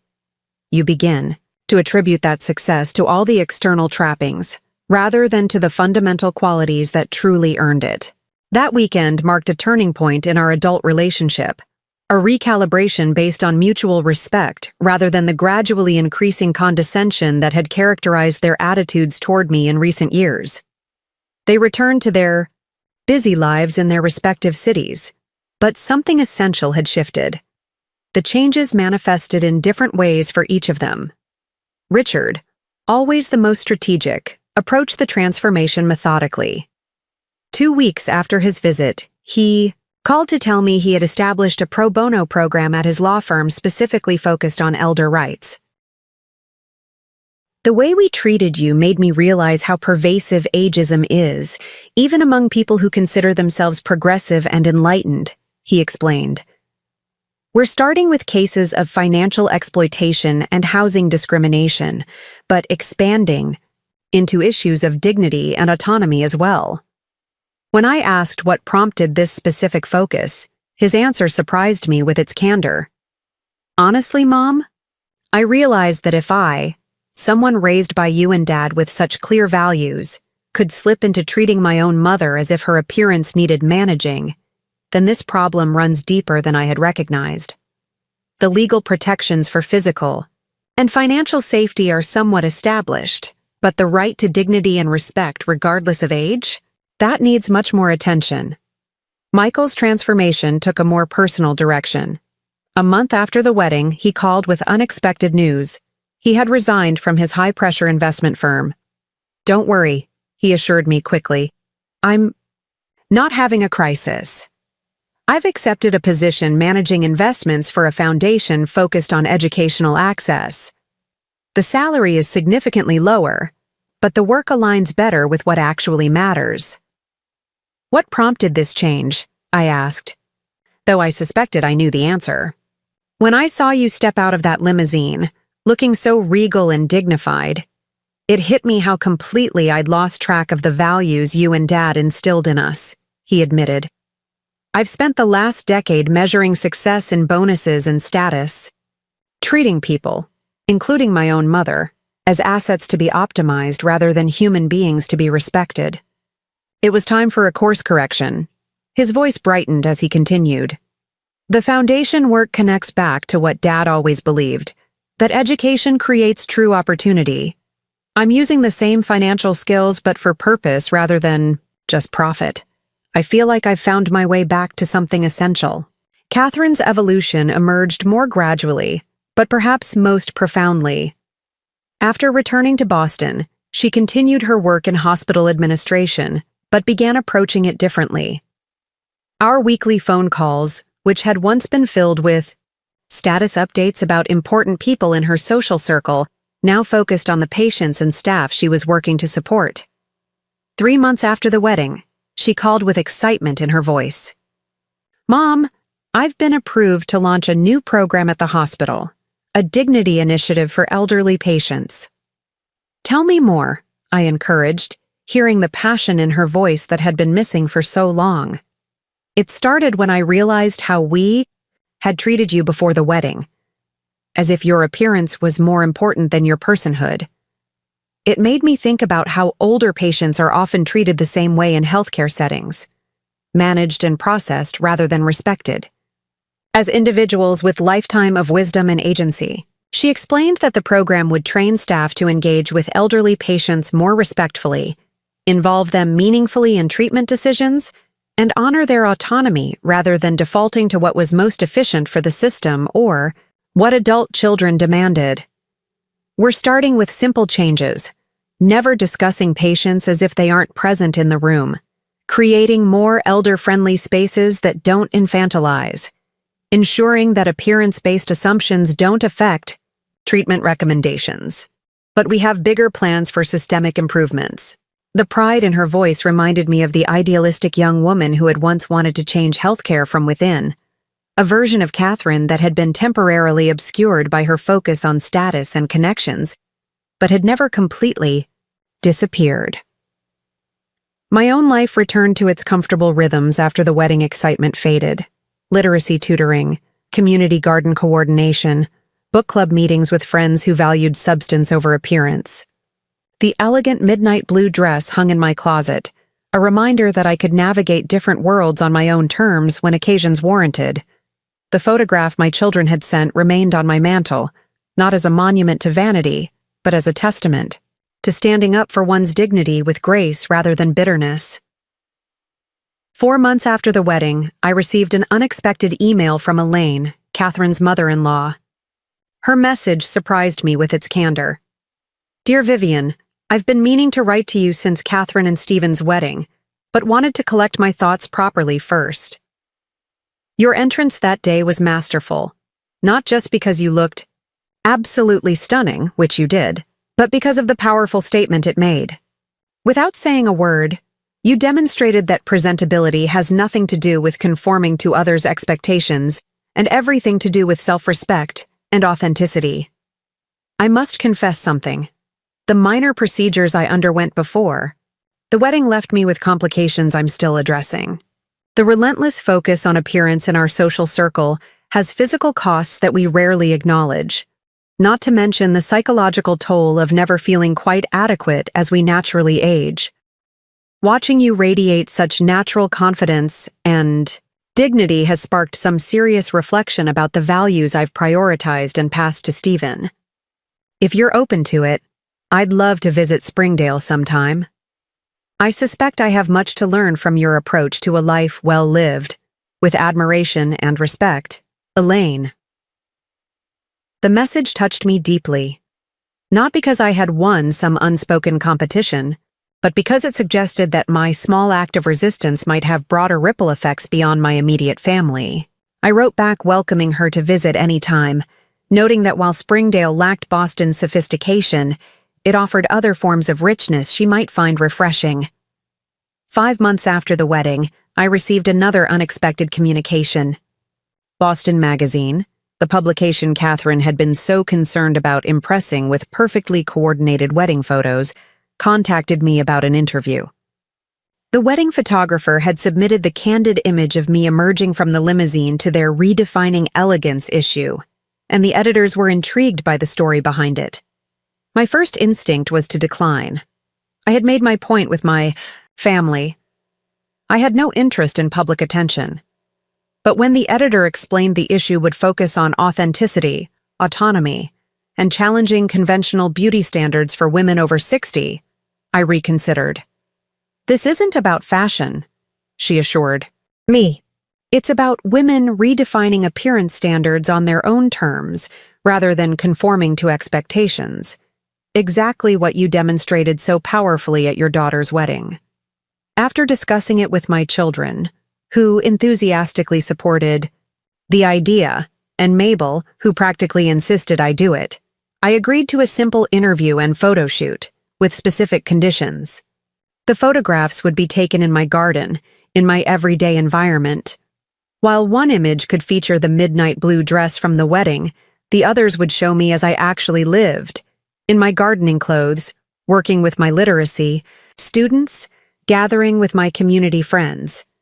We want to capture the real you, the photographer assured me when he arrived in Springdale. The elegant wedding moment was striking precisely because it was an authentic choice, made from a position of strength, not a surrender to external pressure. The resulting article, titled The Dignity Declaration, used my experience as a starting point for a broader discussion about ageism, appearance standards, and the right of older women to define themselves on their own terms. My story was featured alongside those of other women who had similarly resisted diminishment. A federal judge who refused to dye her gray hair despite courtroom prejudice, a TV news anchor who fought against being replaced as she aged, a grandmother who became a fitness instructor in her 70s while rejecting anti-aging messaging. What touched me most was the response from readers. Emails and letters poured in from women across the country describing their own experiences of being judged for their appearance as they aged, often by well-meaning family members who claimed to have their best interests at heart. Your limousine entrance was spectacular, one woman wrote, but your real power came from recognizing the underlying issue, that autonomy and dignity matter at every age. Your story gave me courage to have difficult conversations with my own children about how their helpful suggestions were actually undermining my self-worth. 6 months to the day after Catherine's wedding, my children gathered in Springdale. Again, this time with their spouses and my grandchildren as well. The occasion was ostensibly my 71st birthday, but it felt like something more significant. A reaffirmation of family bonds based on deeper values than the superficial concerns that had temporarily divided us. Catherine brought a special gift, a leather-bound album containing photographs from her wedding day. Unlike traditional wedding albums focused primarily on the bride and groom, this one was organized around moments of genuine connection between family members. The opening image was the one that now stood on my mantle. Me emerging from the limousine with quiet dignity. The final photograph showed all of us at the reception's end, slightly disheveled from dancing, makeup faded, perfect styling relaxed, but faces alight with authentic joy. The wedding planner would hate this picture, Catherine laughed as we looked at it together. Everyone's too rumpled to be presentable by her standards, but it's my favorite because it shows us as we really are. Imperfect, but connected. That connection is what matters, I agreed. The perfectly styled photos might look better in frames, but they don't capture the genuine moments that make life meaningful. Richard cleared his throat, always slightly uncomfortable with emotional moments. We have something to tell you, Mom, he began formally. The three of us have been talking, and we've made a decision we want to share with you. For a brief moment I tensed, an echo of past interventions where they had made decisions about what was best for me without true consultation. But Richard's next words dispelled that concern entirely.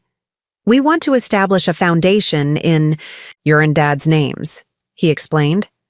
The Thompson Family Foundation for Dignity and Education, combining Dad's commitment to educational access with the powerful lessons about dignity and autonomy that you've taught us, particularly this past year. Michael, ever the financial expert, outlined how they had each committed significant personal funds as an endowment. The foundation will support 2 primary initiatives: educational opportunities for under-resourced communities and programs, promoting dignity and autonomy for seniors. We want you to serve as the foundation's guiding voice, Catherine added, not just as a figurehead, but as the moral compass ensuring we stay true to these values. Your experiences, both as an educator and as someone who stood up for her dignity so powerfully, make you uniquely qualified for this role. I was momentarily speechless, touched by both the gesture itself and the profound shift it represented in how my children perceived me. Not as someone to be managed or improved, but as a source of wisdom worth institutionalizing for broader impact. "I would be honored," I said finally. "Though I hope you understand that my involvement will come with straightforward opinions and occasional uncomfortable truths. I've moved beyond the age of diplomatic filtering." They laughed, a genuine sound of appreciation rather than condescension. "That's exactly why we need you," Richard acknowledged, "to keep us honest when we start slipping back into valuing appearance over substance." That evening, as my family gathered around the patio table for a birthday dinner featuring vegetables from the garden we had tended together, I looked at the faces illuminated by string lights in the gathering dusk. My children, accomplished professionals who had temporarily lost their way but found it again. Their spouses, who seemed to be viewing our family dynamic with new appreciation. My grandchildren, absorbing the subtle lesson that worth comes from character rather than packaging. After dinner, my eldest granddaughter Emily, a teenager already navigating the intense appearance pressures of social media, sat beside me as others cleared the table. "Grandma," she said hesitantly, "can I ask you something personal?" "Of course, dear." "When you showed up at Mom's wedding in that amazing dress and the limo, were you scared? Did you worry about what everyone would think?" I considered her question, carefully, recognizing the deeper concerns beneath it. "I was nervous," I admitted. "Anytime we choose to stand up for our dignity, there's risk involved. But I was more afraid of the alternative, of accepting the message that I wasn't good enough as myself, that I needed to be transformed to have value." She nodded slowly. "I feel that way sometimes, like I'm never quite enough unless I look perfect in every post or video. Like my real self isn't acceptable without filters and the right clothes and makeup. That pressure must be exhausting," I said gently, resisting the urge to launch into a lecture about social media's destructive standards. "But consider this. The people who truly matter in your life, the ones who bring real meaning and connection, care about who you are, not how you present yourself. Like how you showed that to my parents and aunts and uncles with your limo entrance." I smiled at her perceptiveness. "Exactly. Sometimes people forget what truly matters, especially when they get caught up in status and appearances. My dramatic entrance wasn't about the fancy dress or the luxury car. It was about reminding them of deeper values they already knew, but had temporarily forgotten." Emily was quiet for a moment, processing this perspective. "Could you help me with something while I'm visiting? I want to do a video about authentic beauty across generations, showing real people instead of filtered perfection. Would you be in it with me? Just being yourself?" "I would be honored," I told her, touched by both her request and the values it represented. "Though I should warn you, I plan to wear my gardening clothes and my natural wrinkles with equal pride." Her laugh, so similar to Catherine's at that age, warmed my heart. "That's exactly why I want you in it, Grandma. You're the most authentically beautiful person I know because you don't pretend to be anything other than exactly who you are." Later that night, after everyone had gone to bed, I sat alone on the porch swing Harold had built decades ago. The garden was silver in the moonlight, the scent of roses, finally properly pruned, drifting through the evening air. I thought about the remarkable journey of the past 6 months, from the painful exclusion before Catherine's wedding to this renewed family connection based on genuine respect and shared values. The elegant dress and limousine entrance had served their purpose, a dramatic demonstration that forced my children to recognize what they had forgotten about worth, dignity, and authentic beauty. But the true transformation wasn't in my appearance on that wedding day. It was in the realignment of values that followed. The recognition that surface appearances, while occasionally worth celebrating, can never replace the deeper qualities that give life its true meaning. At 71, I had no illusions about defying aging or meeting conventional beauty standards. My body carried the evidence of 7 decades of living. Laughter lines around my eyes, silver hair that had once been chestnut brown, hands marked by years of gardening and crafting and holding children. But I had something far more valuable than youth or conventional attractiveness, the earned wisdom to recognize my intrinsic worth and the courage to stand up for my dignity when others forgot to honor it. The limousine and designer gown were long gone, returned to their rental companies after serving their purpose. But their impact remained in reshaped family dynamics, in renewed commitments to substance over appearance, in my children's professional redirections toward more meaningful work, and now in the foundation that would carry these values forward, beyond our immediate family.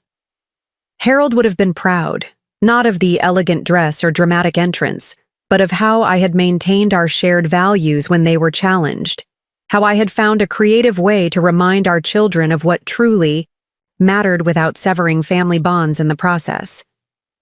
As I rocked gently in the porch swing under the starlit sky, I felt a profound sense of peace. The journey from rejection to reconnection had been unexpected and occasionally painful, but ultimately healing in ways I couldn't have anticipated when I first heard those hurtful words about not being presentable enough for my daughter's wedding. Sometimes the most powerful statements come not from angry confrontations but from creative demonstrations that force others to see what they've been missing. My limousine entrance hadn't been about vanity or one-upmanship, but about reclaiming my dignity and reminding my children of forgotten values in a way they couldn't ignore or dismiss.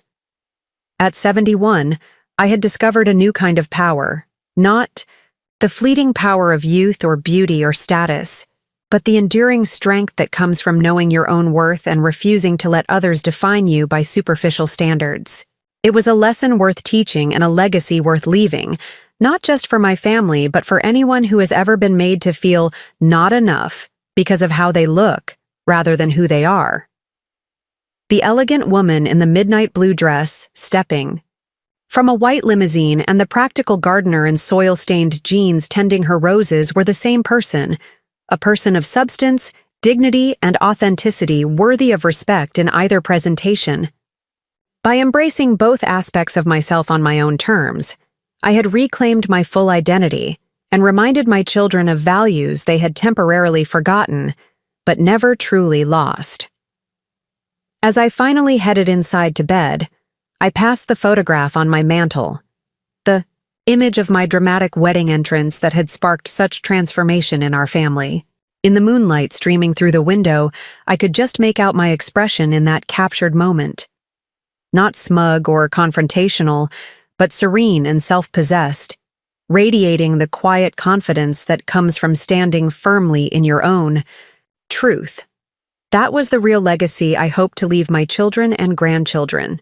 Not that appearance never matters, but that it must never become the measure of a person's worth. That sometimes the most profound teaching comes through actions rather than words. That at any age, dignity is worth defending with creativity, grace, and unwavering certainty in your own value. The limousine had long since driven away, but the lesson it delivered remained, reminding all of us that true beauty emerges not from perfection or conformity, but from authenticity, purpose, and the courage to be exactly who you are in a world that too often suggests you should be something else. And that, I reflected as I drifted toward sleep, was worth far more than being merely presentable by someone else's standards.